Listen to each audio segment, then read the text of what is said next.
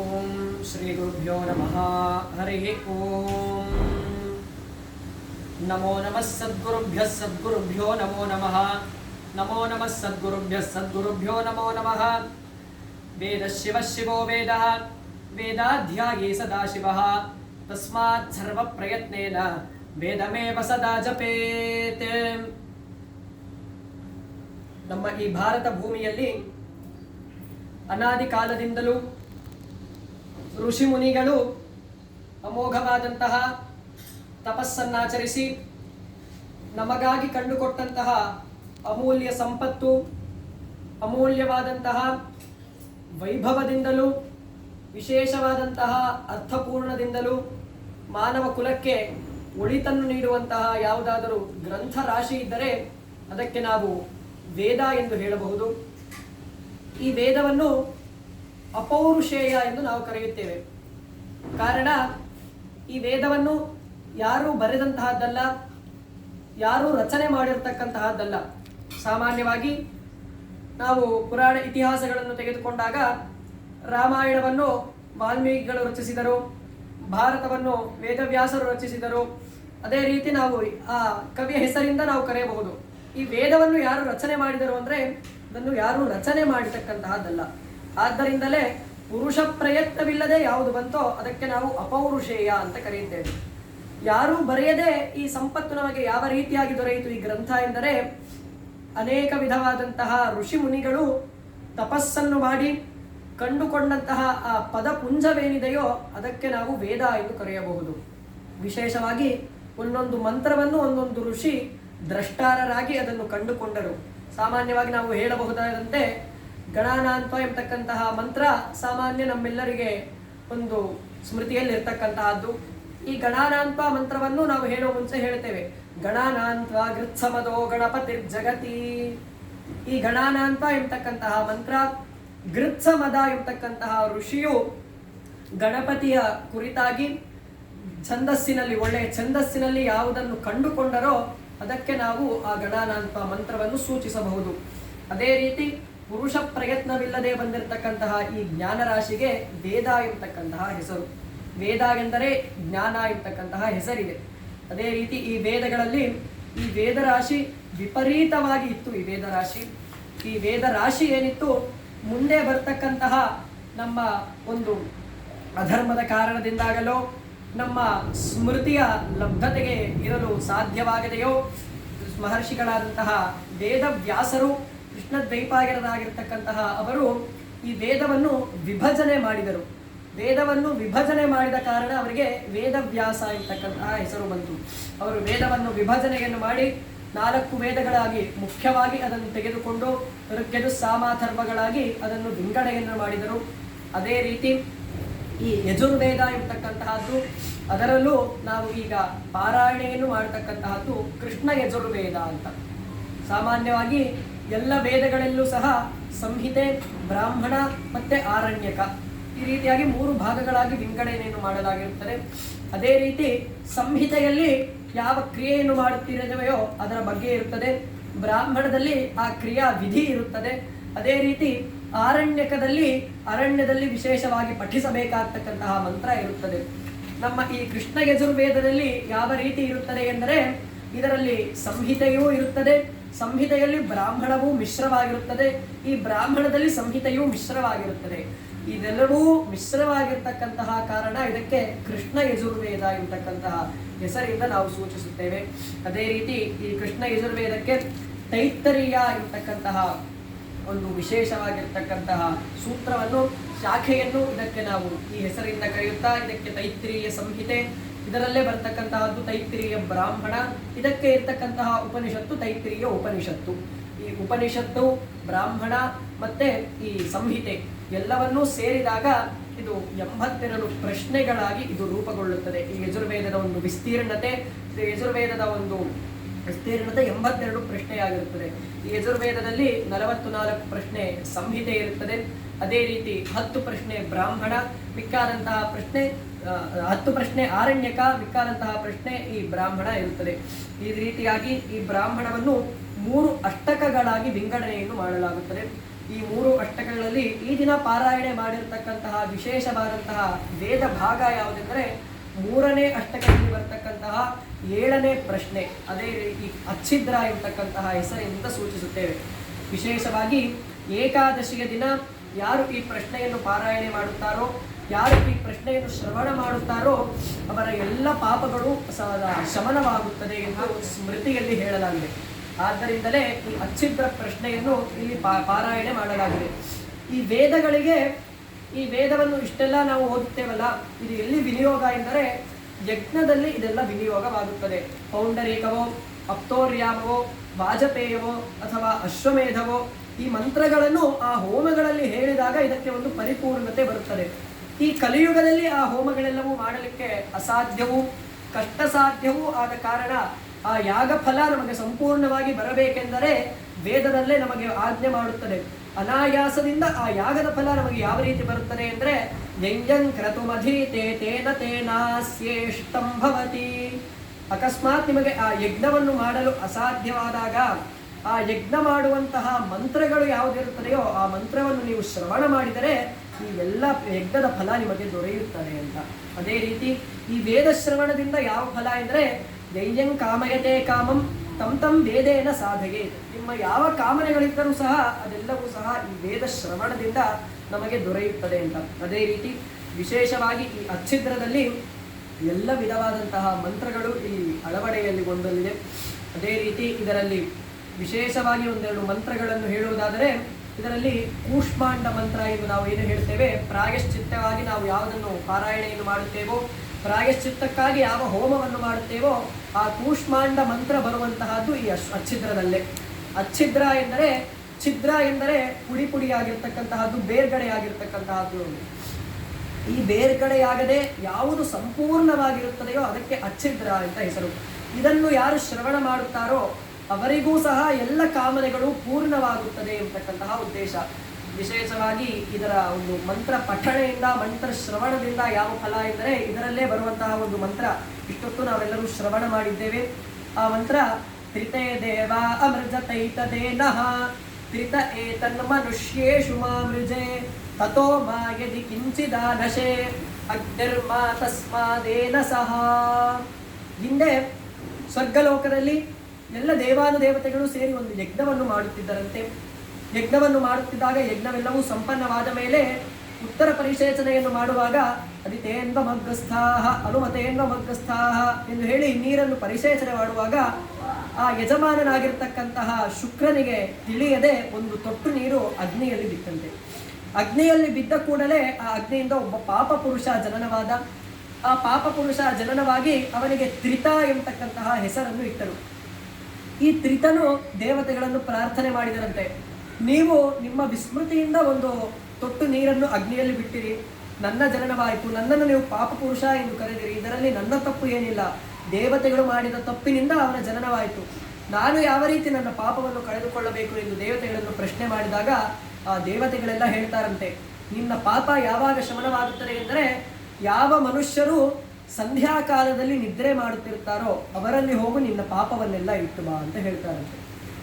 ಯಾರು ಸಂಧ್ಯಾಕಾಲದಲ್ಲಿ ನಿದ್ದೆ ಮಾಡ್ತಾರೋ, ಬೆಳಗ್ಗೆ ಸೂರ್ಯೋದಯದಲ್ಲಿ ಅಥವಾ ಸೂರ್ಯಾಸ್ತದಲ್ಲಿ ಯಾರು ನಿದ್ರೆಯಲ್ಲಿ ಮಗ್ನರಾಗಿರ್ತಾರೋ ತ್ರಿತ ಬಂದು ನಮ್ಮೆಲ್ಲರಲ್ಲೂ ಆ ಪಾಪವನ್ನು ಇಡ್ತಾರಂತೆ. ಅಂತಹ ಪಾಪಗಳು ನಮ್ಮಲ್ಲಿದ್ದರೆ ಅದೆಲ್ಲವೂ ಸಹ ಆ ಅಗ್ನಿಯು ಶಮನ ಮಾಡಲಿ ಅಂತಕ್ಕಂಥದ್ದು ಈ ವೇದದ ಉದ್ದೇಶ, ಈ ವೇದ ಮಂತ್ರದ ಒಂದು ಉದ್ದೇಶ. ಇದನ್ನು ಶ್ರವಣೆ ಮಾಡುವುದರಿಂದ ನಾವು ತಿಳಿದೋ ತಿಳಿಯದೆ ಅಂತಹ ಪಾಪ ಮಾಡಿದ್ದರೆ ಅವೆಲ್ಲವೂ ಸಹ ಈ ಅಗ್ನಿ ದಹಿಸಲಿ. ಅದೇ ರೀತಿ ಇನ್ನೂ ವಿಶೇಷವಾಗಿರ್ತಕ್ಕಂತಹ ಮಂತ್ರ ಎನ್ನಮಯಿ ಮಾತಾ ಗರ್ಭೆ ಸತಿ ಏನಶ್ಚಕಾರಯತ್ ಪಿತಾ. ನಾವೆಲ್ಲರೂ ಸಹ ಜನನವಾಗಿದೆ. ಈ ಜನನವಾಗಬೇಕಾದರೆ ತುಂಬ ವಿಶೇಷವಾದಂತಹ ಪಾಪ ಮಾಡಿದ್ದರೆ ಮಾತ್ರ ಮನುಷ್ಯ ಜನ್ಮ ಬರುತ್ತದೆ ಅಂತೆ. ಸ್ವಾಮಿ ಪುಣ್ಯ ಮಾಡಿದ್ದರೆ ಅಲ್ವಾ ಮನುಷ್ಯ ಜನ್ಮ ಅಂದರೆ ಆ ಪುಣ್ಯದ ಹಿಂದೆಯೂ ಪಾಪವಿದೆ ಅಂತೆ. ಪಾಪ ಯಾವ ವಿಧವಾಗಿ ಎಲ್ಲಿಂದ ಮನುಷ್ಯನಿಗೆ ಪಾಪ ಕಷ್ಟ ಶುರುವಾಗುತ್ತದೆ ಅಂದರೆ ಶಂಕರ ಭಗವತ್ಪಾದಾಚಾರ್ಯರು ನಮ್ಮ ಶಿವಾಪರಾಧ ಕ್ಷಮಾಪಣಾ ಸ್ತೋತ್ರದಲ್ಲಿ ಮೊದಲನೇ ಶ್ಲೋಕದಲ್ಲೇ ಹೇಳ್ತಾರೆ, ಮನುಷ್ಯನಿಗೆ ಪಾಪ ಯಾವ ವಿಧವಾದ ಕಷ್ಟ ಎಲ್ಲಿಂದ ಶುರುವಾಗುತ್ತೆ ಮನುಷ್ಯನಿಗೆ ಅಂತ. ಆದೌ ಕರ್ಮ ಪ್ರಸಂಗಾತ್ ಕಲಯತಿ ಕಲುಷಂ ಮಾತೃಗುಕ್ಷೌ ಸ್ಥಿತಂ ವಾಂ ಬಿಂಬೋತ್ರ ಮೇಧ್ಯ ಮಧ್ಯೆ ವ್ಯಥಯತಿ ನಿತರಾಂ ಜಾಠರೋ ಜಾತವೇದಾಃ. ಮನುಷ್ಯ ಹಿಂದಿನ ಜನ್ಮದ ಪಾಪದ ಅನುಸಾರವಾಗಿ ತಾಯಿಯ ಗರ್ಭಕ್ಕೆ ಬಂದು ಬಿದ್ದ. ತಾಯಿಯ ಗರ್ಭಕ್ಕೆ ಬಂದು ಬಿದ್ದ ತಕ್ಷಣ ಆದೌ ಕರ್ಮ ಪ್ರಸಂಗ, ಹಿಂದಿನ ಕರ್ಮವಿತ್ತು. ಮಾತೃಕುಕ್ಷವು ಸ್ಥಿತಮ್ಮ, ತಾಯಿಯ ಹೊಟ್ಟೆಯಲ್ಲಿ ಬಂದು ಬಿದ್ದ. ಆ ಹೊಟ್ಟೆಯಲ್ಲಿ ಯಾವ ವಿಧವಾಗಿ ಅವನು ಕಂಫರ್ಟ್ ಆಗಿದ್ದ, ಕಂಫರ್ಟ್ ಝೋನ್ ಅಲ್ಲಿ ಇದ್ದ ಹೊಟ್ಟೆಯಲ್ಲಿ ಅಂದ್ರೆ ಇಲ್ಲವಂತೆ. ಕಲಯತಿ ಕಲುಷಂ ಮಾತೃಕುಕ್ಷವು ಸ್ಥಿತಮ್ಮ ವಿಮೂತ್ರ ಮೇಧ್ಯ ಮಧ್ಯೆ, ಮಲಮೂತ್ರ ಕೀವುಗಳ ಮಧ್ಯಗಳು ಅನವರತ. ಮಲ ಮೂತ್ರ ಕೀವು ಎಲ್ಲವೂ ಇತ್ತಂತೆ, ಅದರ ಮಧ್ಯದಲ್ಲಿಯೇ ಅವನು ಮಲಗಿದ್ದ. ವ್ಯಥಯತಿ ನಿತರಾಂ ಜಾಠರೋ ಜಾತವೇದ, ಅಷ್ಟೇನ ಅಂದರೆ ತಾಯಿಯ ಜಠರಾಗ್ನಿ ಯಾವುದಿತ್ತು ಅದು ಆ ಮಗುವನ್ನು ದಹಿಸ್ತಾ ಇತ್ತಂತೆ, ಆ ಶಿಶುವನ್ನ. ಜಾಠರೋ ಜಾತವೇದ ಯದ್ಯದ್ವೈ ತತ್ತ ದುಃಖಂ, ಅಲ್ಲಿಯೇ ದುಃಖ ಶುರು ಆಯಿತು ಮನುಷ್ಯನಿಗೆ. ಅದನ್ನು ಯಾರ ಬಳಿಯಾದರೂ ಹೇಳ್ಕೊಳ್ಳೋಣ ಅಂದರೆ ಅಲ್ಲಿ ಹೇಳಿಕೊಳ್ಳಲು ಯಾರಿಲ್ಲ, ಅವನು ಒಬ್ಬನೇ ಇದ್ದಾನಂತೆ. ಯದ್ಯದ್ವೈ ತತ್ತ ದುಃಖಂ ವ್ಯಥಯತಿ ನಿತರಾಂ ಶಕ್ಯತೆ ಕೇನ ವಕ್ತು, ಅವನಿಗೆ ಬಾಯನ್ನು ಬಿಟ್ಟು ಅವನ ಕಷ್ಟವನ್ನು ಹೇಳಿಕೊಳ್ಳೋಣ ಅಂದರೆ ದೇಹದಲ್ಲಿ ಶಕ್ತಿ ಇಲ್ಲ. ಆದ್ದರಿಂದ ಕ್ಷಂತವ್ಯೋ ಮೇ ಪರಾಧ ಶಿವ ಶಿವ ಶಿವ ಭೋ ಶ್ರೀ ಮಹಾದೇವ ಶಂಭೋ. ಎಲೆ ಪರಮೇಶ್ವರನೇ, ನಾನು ತಿಳಿಯದೆ ಹಿಂದಿನ ಜನ್ಮದಲ್ಲಿ ತಪ್ಪು ಮಾಡಿ ಮನುಷ್ಯನಾಗಿ ಹುಟ್ಟುತ್ತಾ ಇದ್ದೇನೆ. ಮುಂದೆ ಈ ಜನ್ಮದಲ್ಲಿ ತಪ್ಪು ಮಾಡದಂತೆ ಪಾಪವನ್ನು ಮಾಡಿದಂತೆ ನೀನು ನನ್ನನ್ನು ರಕ್ಷಿಸುವಂತ. ಆ ಶಿಶುವು ತಾಯಿಯ ಗರ್ಭದಲ್ಲಿದ್ದ. ಈ ಮಂತ್ರದ ಉದ್ದೇಶ ಎನ್ಮಯಿ ಮಾತಾ ಗರ್ಭೆ ಸತಿ, ನಾನು ನನ್ನ ತಾಯಿಯ ಹೊಟ್ಟೆಯಲ್ಲಿದ್ದೆ. ಏನಶ್ಚಕಾರಯತ್ ಪಿತಾ, ನನ್ನ ತಂದೆಯಾಗಿರ್ತಕ್ಕಂತಹವನು ನನ್ನ ತಾಯಿಯ ಮೇಲೆ ಮೋಹದಿಂದ ನಮ್ಮ ತಾಯಿಯ ಮೇಲೆ ಮೋಹದಿಂದ ನಮ್ಮ ತಂದೆಯಾಗಿರ್ತಕ್ಕಂತಹವನು ಅಲ್ಲಿಗೆ ಬಂದ. ನನ್ನ ಹೊಟ್ಟೆಯಲ್ಲಿರ್ತಕ್ಕಂತಹ ಶಿಶುವಿಗೆ ತೊಂದರೆಯಾಗುತ್ತೆ ಎಂಬತಕ್ಕಂತಹ ಉದ್ದೇಶದಿಂದ ನನ್ನ ತಾಯಿಯು ನನ್ನ ತಂದೆಯನ್ನು ದೂರ ತಳ್ಳಿದಳು. ನಾನು ಹೊಟ್ಟೆಯಲ್ಲಿದ್ದಾಗಲೇ ನನ್ನ ತಂದೆ ತಾಯಿಯರನ್ನು ನಾನು ಬೇರೆ ಮಾಡಿದೆ. ಈ ಎಲ್ಲ ಪಾಪ ನನ್ನಲ್ಲಿದೆ.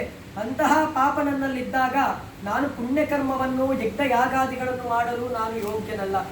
ಆದ್ದರಿಂದ ಆ ಪಾಪ ನನ್ನಲ್ಲಿದ್ದರೆ ಈ ಅಗ್ನಿ ನನ್ನನ್ನು ದಹಿಸಲಿ, ಈ ಅಗ್ನಿಯು ಆ ಪಾಪವನ್ನು ದಹಿಸಲಿ ಎಂಬತಕ್ಕಂತಹ ಉದ್ದೇಶ ಈ ಮಂತ್ರದಲ್ಲಿ.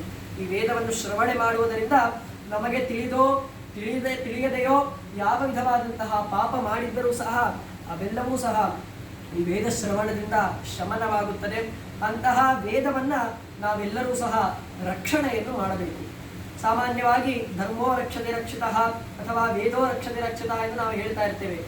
ಯಾವ ವಿಧವಾಗಿ ಅದು ರಕ್ಷಣೆಯನ್ನು ಮಾಡಬೇಕು? ನಾವು ವೇದವನ್ನು ರಕ್ಷಣೆ ಮಾಡುವುದಂದ್ರೆ ಯಾವಾಗ, ಅಥವಾ ಧರ್ಮವನ್ನು ರಕ್ಷಣೆ ಮಾಡುವುದಂದ್ರೆ ಹೇಗೆ ಅಂದರೆ, ಧರ್ಮವನ್ನು ಯಾವಾಗ ರಕ್ಷಣೆ ಮಾಡ್ತೇವೆ ನಾವು ಎಂದರೆ ಆ ಧರ್ಮವನ್ನು ಸದ್ವಿಚಾರವಾಗಿ ನಾವು ಆಚರಿಸಿದಾಗ ಅದರ ರಕ್ಷಣೆ ಆಗುತ್ತದೆ.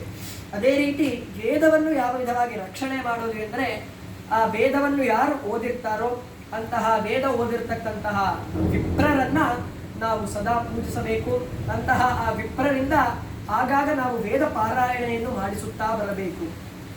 ಅದೇ ರೀತಿ ಶಾಸ್ತ್ರದಲ್ಲಿ ಹೇಳುವಂತೆ ವಿಪ್ರೌಘ ದರ್ಶನಾತ್ ಸದ್ಯ ಕ್ಷೀಯಂತೆ ಪಾಪರಾಶಯ.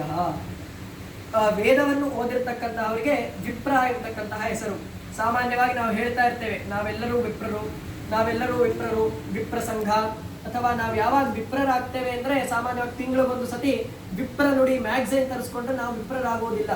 ವಿಪ್ರರು ಯಾವಾಗ ಆಗ್ತೇವೆ ಅಂದರೆ ನಾವು ವೇದವನ್ನು ಅಧ್ಯಯನ ಮಾಡಿದಾಗ ಮಾತ್ರ ವಿಪ್ರರಾಗ್ತೇವೆ. ವಿದ್ಯೆಯ ಇತಿ ವಿಪ್ರತ್ವಂ ಎಂದು ಶಾಸ್ತ್ರ. ಅದು ಯಾವ ವಿದ್ಯೆ ಅಂದರೆ ವೇದ ವಿದ್ಯೆ. ವೇದ ವಿದ್ಯೆಯನ್ನು ಯಾರು ಅಭ್ಯಾಸ ಮಾಡಿರ್ತಾರೋ ಅವರು ಮಾತ್ರ ವಿಪ್ರರು. ನಾವೆಲ್ಲ ವಿಪ್ರ ಬಂಧುಗಳಾಗ್ತೇವೆ ಅಷ್ಟೇ. ಆದ್ದರಿಂದ ಆ ವಿಪ್ರರು ಯಾರಿರ್ತಾರೋ ವಿಪ್ರೌಘ ದರ್ಶನಾತ್ ಸದ್ಯ, ವೇದವನ್ನು ಅಭ್ಯಾಸ ಮಾಡಿರ್ತಕ್ಕಂತಹ ವಿಪ್ರರ ದರ್ಶನದಿಂದಲೇ ಕ್ಷೀಯಂತೆ ಪಾಪರಾಶಯ, ಅವರ ಪಾಪರಾಶಿ ಶಮಿಸುತ್ತದೆಯಂತೆ. ಅದೇ ರೀತಿ ಆ ವೇದವನ್ನು ಓದಿರ್ತಕ್ಕಂತಹ ವಿಪ್ರರನ್ನು ಕರೆಸಿ ಆಗಾಗ ವೇದ ಪಾರಾಯಣಾದಿಗಳನ್ನು ಮಾಡಿಸುತ್ತಾ, ಅದೇ ರೀತಿ ಆ ವೇದ ಪಾರಾಯಣದಿಂದ ನಾವು ಸಹ ಯಥಾಶಕ್ತಿಯಾಗಿ ನಮ್ಮ ಪಾಪಗಳನ್ನು ಕಳೆದುಕೊಂಡು ಅದೇ ರೀತಿ ಆ ವೇದವನ್ನು ರಕ್ಷಣೆಯನ್ನು ಮಾಡಿದ ಹಾಗೂ ಆಗುತ್ತದೆ. ಆ ವೇದ ಪಾರಾಯಣೆಯನ್ನು ಮಾಡಲಾಗುತ್ತದೆ. ಸಾಮಾನ್ಯವಾಗಿ ವಿಪ್ರೌಘ ದರ್ಶನಾತ್ ಸದ್ಯ ಕ್ಷೀಯಂತೆ ಪಾಪರಾಶಯ ಅಂತ ಹೇಳಿದ್ವಲ್ಲ, ಅವರನ್ನು ನೋಡಿದ ತಕ್ಷಣ ಪಾಪ ಕಳೆಯುತ್ತದೆ ಅಂತ ಹೇಳಿದ್ರಿ ಅಲ್ವಾ, ಅವರಲ್ಲಿ ಅಷ್ಟು ಪ್ರಭಾ ಇರುತ್ತದೆ, ಅಷ್ಟು ಪ್ರಭೆ ಇರುತ್ತದೆ, ಅವರಿಗೆ ಅಷ್ಟು ಶಕ್ತಿ ಇರುತ್ತದೆ ಅಂದರೆ ಕಾರಣ ಅವರು ಅಭ್ಯಾಸ ಮಾಡಿರ್ತಕ್ಕಂತಹ ವೇದ ಆ ರೀತಿಯಾಗಿರ್ತಕ್ಕಂತಹದ್ದು. ಲೌಕಿಕ ವಿದ್ಯೆಗೂ ವೇದ ವಿದ್ಯೆಗೂ ಏನು ವ್ಯತ್ಯಾಸ? ಅದು ವಿದ್ಯೆ ಅಲ್ವಾ, ಇದು ವಿದ್ಯೆ ಅಲ್ವಾ, ಏನು ವ್ಯತ್ಯಾಸ ಎಂದು ನಾವು ಪ್ರಶ್ನೆ ಮಾಡ್ಕೊಳ್ಬಹುದು.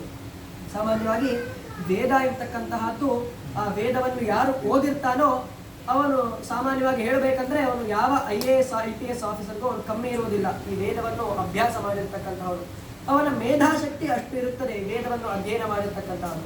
ಕಾರಣ ಒಬ್ಬ ಶಾಲೆಗೆ ಒಬ್ಬ ವಿದ್ಯಾರ್ಥಿಯು ಹೋಗ್ತಾನೆ, ಒಂದು ಸ್ಟೂಡೆಂಟ್ ಹೋಗಿ ಅವನು ಫಸ್ಟ್ ಸ್ಟ್ಯಾಂಡರ್ಡ್ ಸೆಕೆಂಡ್ ಸ್ಟ್ಯಾಂಡರ್ಡ್ ಎಲ್ಲ ಕಂಪ್ಲೀಟ್ ಮಾಡಿಕೊಂಡು ಅವನ ಆ ತರಗತಿಯಲ್ಲಿ ಅವನು ಪಾಸ್ ಆಗಿದ ತಕ್ಷಣ ಅವನು ಮುಂದಕ್ಕೆ ಅವನ್ನ ಪ್ರಮೋಟ್ ಮಾಡ್ತಾ ಬರ್ತಾರೆ. ಒಂದು 8th 9th ಬಂದ ವಿದ್ಯಾರ್ಥಿಯನ್ನ ನೀನು ಫಸ್ಟ್ ಸ್ಟ್ಯಾಂಡರ್ಡ್ ಅಲ್ಲಿ ಓದಿರ್ತಕ್ಕಂತಹ ಸಿಲೆಬಸ್ ಹೇಳು ಅಂದ್ರೆ ಅವ್ನ ಕೈಯಲ್ಲಿ ಹೇಳಕ್ ಸಾಧ್ಯವಾಗುವುದಿಲ್ಲ. ಫಸ್ಟ್ ಸ್ಟ್ಯಾಂಡರ್ಡ್ ಓದಿದ್ದು ಫಸ್ಟ್ ಸ್ಟ್ಯಾಂಡರ್ಡ್ ಅಂದ್ರೆ ಅವ್ನು ಮರೆತೋಗಿರ್ತಾನೆ. 8th 9th ಅಲ್ಲಿ ಅವ್ನಿಗೆ ನೆನಪಿರೋದಿಲ್ಲ. ಆದರೆ ಈ ವೇದ ವಿದ್ಯೆ ಆ ರೀತಿ ಅಲ್ಲ. ಅವನು ಒಬ್ಬ ಉಪನೀತನಾದ ಮೇಲೆ ಅವನೊಬ್ಬ ಗುರುವಿನ ಬಳಿಗೆ ಹೋಗ್ತಾನೆ. ಗುರುಗಳವನಿಗೆ ಶುರು ಮಾಡಿ ಪುರುಷ ಸೂಕ್ತವನ್ನು ಹೇಳ್ಕೊಡ್ತಾರೆ. ಅದಾದ ನಂತರ ಶ್ರೀ ಸೂಕ್ತವನ್ನ ರುದ್ರವನ್ನ ಹೇಳ್ಕೊಡ್ತಾರೆ. ನನಗೆ ಶ್ರೀ ಸೂಕ್ತ ಬಂತು ಅಂತ ಅವನು ಪುರುಷ ಸೂಕ್ತ ಮರೆಯೋ ಹಾಗಿಲ್ಲ. ರುದ್ರ ಬಂತು ಅಂತ ಅವನು ಶ್ರೀ ಸೂಕ್ತ ಪುರುಷ ಸೂಕ್ತ ಮರೆಯೋ ಹಾಗಿಲ್ಲ. ಮುಂದೆ ಮಹಾನ್ಯಾಸವನ್ನು ಕಲಿತಾನೆ. ಮಹಾನ್ಯಾಸ ಬಂದಿದೆ ನನಗೆ ಅಂತ ರುದ್ರ ಶ್ರೀ ಸೂಕ್ತ ಪುರುಷ ಸೂಕ್ತ ಮರೆಯೋ ಹಾಗಿಲ್ಲ. ಅವನಿಗೆ ಮುಂದೆ ಅರುಣ ಹೇಳ್ಕೊಡ್ತಾರೆ. ಅರುಣ ಬಂತು ಅಂತ ಮಹಾನ್ಯಾಸ ಶ್ರೀ ಸೂಕ್ತ ಪುರುಷ ಸೂಕ್ತ ರುದ್ರ ಮರೆಯೋ ಹಾಗಿಲ್ಲ. ಎಲ್ಲವನ್ನೂ ಧಾರಣೆ ಮಾಡ್ತಾ ಬರಬೇಕು. ಈ ಎಲ್ಲವನ್ನೂ ಧಾರಣೆ ಮಾಡ್ತಾ ಬಂದಾಗ ಕೊನೆಗೆ ಅವನು ಮೂಲವನ್ನ ಅಧ್ಯಯನ ಮಾಡ್ತಾನೆ. ಮೂಲ ಅಂದ್ರೆ ಈ ಸಂಹಿತೆ, ಬ್ರಾಹ್ಮಣ, ಆರಣ್ಯಕ, ಈ 82 ಪ್ರಶ್ನೆಯನ್ನ ಅಧ್ಯಯನ ಮಾಡ್ತಾನೆ. ಅವನಿಗೆ ಮೊದಲಿನಲ್ಲಿ ವಿಷಯತ್ವ, ಜಯತ್ವ, ವಾಯವಸ್ಥೋ, ಪಾಯವಸ್ಥ ಹೇಳ್ಕೊಡ್ತಾರೆ. ಕೊನೆಗೆ ವೇದ, ಯಜುರ್ವೇದ, ಕೃಷ್ಣ ಯಜುರ್ವೇದ ಮುಗಿಯೋದು ಸಮುದ್ರೋ ಬಂಧು ಅಂತಕ್ಕಂತಹ ಪದದಿಂದ. ಈ ಸಮುದ್ರೋ ಬಂಧು ಬಂತು ಅಂದ ತಕ್ಷಣ ಅವನಿಗೆ ವಿಷಯತ್ವ, ಜಯತ್ವ ಮರೆಯೋ ಹಾಗಿಲ್ಲ. ಎಲ್ಲವನ್ನೂ ಧಾರಣೆ ಮಾಡ್ತಾ ಬರಬೇಕು. ಈ ಎಲ್ಲವನ್ನೂ ಧಾರಣೆ ಮಾಡಿ ಅವನು ಮೂಲ, ಪದ, ಕ್ರಮ, ಜಟೆ, ಘನ, ಈ 5 ಪ್ರಕೃತಿ ವಿಕೃತಿ ಪಾಠಗಳನ್ನೆಲ್ಲ ಕಲಿತು ಅವನು ಘನಪಾಠಿ ಆಗ್ತಾನೆ. ಈ 5 ಕಲಿತಾಗ ಅವನು ಸಂಪೂರ್ಣ ಘನಪಾಠಿ ಆಗ್ತಾನೆ. ಒಂದು ವೇದವನ್ನು ಘನ ಅಂತ ಮಾಡಬೇಕೆಂದರೆ ಅವನು ಅದೇ ಉದ್ಯೋಗವನ್ನು ಇಟ್ಟುಕೊಂಡರೆ ಅವನು ಪಾರ್ಟ್ ಟೈಮ್ ಆಗಿ ವೇದಾಧ್ಯಯನ ಮಾಡೋದಲ್ಲ. ಫುಲ್ ಟೈಮ್ ಆಗಿ ವೇದಾಧ್ಯಯನ ಮಾಡಿದ್ರೆ 12 ವರ್ಷಗಳ ಕಾಲ ಹಿಡಿಯುತ್ತೆ. ಈ 12 ವರ್ಷಗಳ ಕಾಲ ಅವನು ಕಷ್ಟಪಟ್ಟು ಅಧ್ಯಯನ ಮಾಡಿರ್ತಾನೆ. ನಮ್ಮ ದುರಾದೃಷ್ಟ ಇವತ್ತು ಯಾವ ಸ್ಥಿತಿಗೆ ನಾವು ಬಂದಿದ್ದೇವೆ ಅಂದ್ರೆ, ಒಬ್ಬ ವೇದಾಧ್ಯಯನ ಮಾಡಿರ್ತಕ್ಕಂತಹ ವಿದ್ವಾಂಸ 12 ವರ್ಷ ಅವನು ಘನ ಅಂತ ಮಾಡಿ ಘನಪಾಠಿ ಆಗಿರ್ತಾನೆ. ಒಬ್ಬ ಘನಪಾಠಿ ಕೂತು ನಾನು ವೇದ ಪಾರಾಯಣ ಮಾಡ್ತೀನಿ ಕೇಳಿ ಅಂದ್ರೆ ನಾವು 12 ನಿಮಿಷನೂ ಕೇಳೋದಿಲ್ಲ. 12 ನಿಮಿಷನೂ ನಾವು ಶ್ರದ್ಧೆಯಿಂದ ನಾವು ಮಾತನಾಡದೆ ಕೇಳಲಿಕ್ಕೆ ನಮಗೆ ಸಾಧ್ಯವಾಗ್ತಾ ಇಲ್ಲ. ಅದು ನಮ್ಮೆಲ್ಲರ ಪರಿಸ್ಥಿತಿ ಆಗಿದೆ. ಅವರನ್ನು ನಾವು ಗುರುತಿಸ್ತಾ ಇಲ್ಲ. ಏನೋ ಬಂದ್ರು ವೇದ ಹೇಳಿದ್ರು ಓದ್ರು ಎಂಬತಕ್ಕಂಥ ಅದನ್ನು ನಾವೆಲ್ಲರೂ ನಾವು ಬೇರ್ಗಡೆಯ ಭಾವದಿಂದ ಅವರನ್ನು ನಾವು ನೋಡ್ತಾ ಇದ್ದೇವೆ. ಈ ಒಂದು ಸಂಪೂರ್ಣವಾಗಿ ಅಧ್ಯಯನ ಮಾಡಬೇಕಂದ್ರೆ 12 ವರ್ಷಗಳ ಕಾಲ ಹಿಡಿಯುತ್ತೆ. ಈ 12 ವರ್ಷಗಳ ಕಾಲ ಅವರ ಶ್ರಮ ಎಷ್ಟಿರುತ್ತೆ, ಹಗಲು ರಾತ್ರಿ ಎಂದು ನೋಡ್ತೀರಾ. ಅವನು ಆವರ್ತಿಯನ್ನು ಮಾಡ್ತಾ ಮಾಡ್ತಾ ಮಾಡ್ತಾ ಬಂದಾಗ ಅವನೊಬ್ಬ ಘನಪಾಠಿ ಆಗ್ತಾನೆ. ಒಬ್ಬ ಘನಪಾಠಿ ಆದ್ಮೇಲೆ ಅವನಿಗೆ ವೇದದಲ್ಲಿ ಯಾವುದೇ ಭಾಗವನ್ನು ಕೇಳಿದರೂ ಅವನು ಹೇಳುವಂತಹ ಸಾಮರ್ಥ್ಯ ಅವನಿಗಿರುತ್ತದೆ. ವಿಶೇಷವಾಗಿ ನಮ್ಮ ಕರ್ನಾಟಕದಲ್ಲಿ ಇಲ್ಲ. ಇನ್ನು ಆಂಧ್ರ, ತಮಿಳುನಾಡು ಕಡೆ ಹೋದ್ರೆ ಅಲ್ಲಿ ಪರೀಕ್ಷಾ ವಿಧಾನ ಒಂದಿದೆ.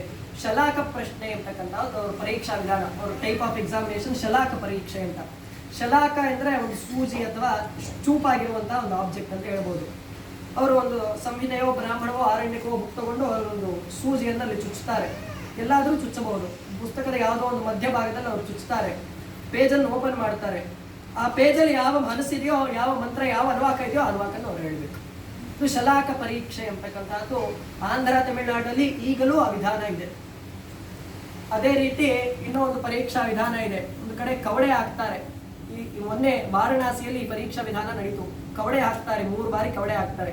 ಮೊದಲ ಬಾರಿ ಎಷ್ಟು ಬಿತ್ತೋ ಅವರು ಎಷ್ಟು ಕವಡೆ ಬಿದ್ದಿದೋ ಅದನ್ನು ಎಣಿಸ್ತಾರೆ, ಅದನ್ನು ಪಕ್ಕಕ್ಕೆ ಇಡ್ತಾರೆ. 2ನೇ ಬಾರಿ ಹಾಕ್ತಾರೆ, ಮತ್ತೆ ಪಕ್ಕಕ್ಕೆ ಇಡ್ತಾರೆ. 3ನೇ ಬಾರಿ ಹಾಕ್ತಾರೆ, ಮತ್ತೆ ಪಕ್ಕಕ್ಕೆ ಇಡ್ತಾರೆ. ಅಂದ್ರೆ ಮೊದಲನೇ ಬಾರಿ ಎಷ್ಟು ಬಂದಿರುತ್ತೋ, ಅಥವಾ ಉದಾಹರಣೆಗೆ ಅದು 3 ಸಂಖ್ಯೆ ಬಿದ್ದಿದ್ರೆ ಅವನು ಸಂಹಿತೆಯಲ್ಲಿ 3ನೇ ಪ್ರಶ್ನೆ. 2ನೇ ಬಾರಿ ಹಾಕಿದಾಗ 3ನೇ ಕಾಂಡ, ಮೊದಲನೇ ಬಾರಿ ಬಿದ್ದಾಗ 3ನೇ ಕಾಂಡ.